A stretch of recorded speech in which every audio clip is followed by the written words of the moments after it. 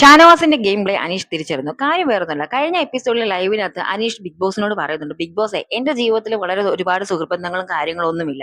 അത് അയാളുടെ ജീവിതത്തിൽ ഉണ്ടായ കുറെ ജീവിതത്തിൽ നിന്ന് അയാൾ പഠിച്ച പാഠങ്ങൾ കൊണ്ടായിരിക്കും അയാളുടെ ജീവിതത്തിൽ അയാൾക്ക് ഒരുപാട് സുഹൃത്തുക്കളും കാര്യങ്ങളും നടത്തിയത്.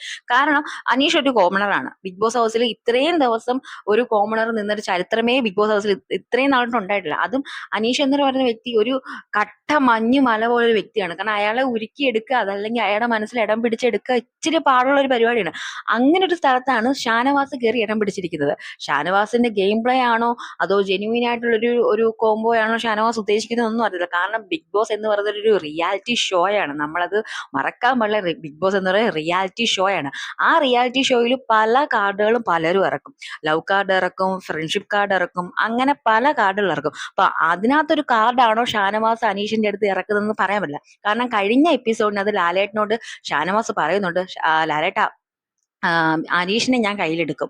കാരണം അനീഷ് അത്ര പെട്ടെന്നൊന്നും വളയുന്ന ഒരു വ്യക്തിയല്ലെന്ന് ഷാനവാസിന് അന്ന് കണ്ടപ്പോഴേ അറിയാമായിരുന്നു. അതായത് അനീഷിന്റെ സ്വഭാവവും അനീഷിന്റെ പ്രവൃത്തികളും സംസാരങ്ങളൊക്കെ കാണുമ്പോഴേ ഏതൊരു മനുഷ്യനും അറിയാം അനീഷ് പെട്ടെന്നൊന്നും ഒതുങ്ങുന്ന ഒരു വ്യക്തിയല്ല.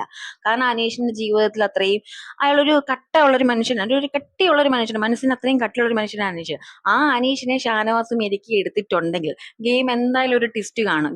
ഈ ഗെയിം എന്തായാലും ഒരു ട്വിസ്റ്റ് ആണ്. കാരണം അനീഷ് ഒരു ജെന്യൂൻ ആയിട്ടൊരു പേഴ്സൺ ആണ്. അനീഷ് പെട്ടെന്ന് അനീഷ് ഇന്നലത്തെ ഇതിനകത്ത് പറഞ്ഞിട്ടുണ്ട്, അനീഷ് അങ്ങനെ ആരുടെ മുന്നിൽ നുണ പറഞ്ഞിട്ടില്ല. ഇത്രയും നാൾക്ക് ശേഷം അനീഷ് നുണ പറഞ്ഞിട്ടില്ല.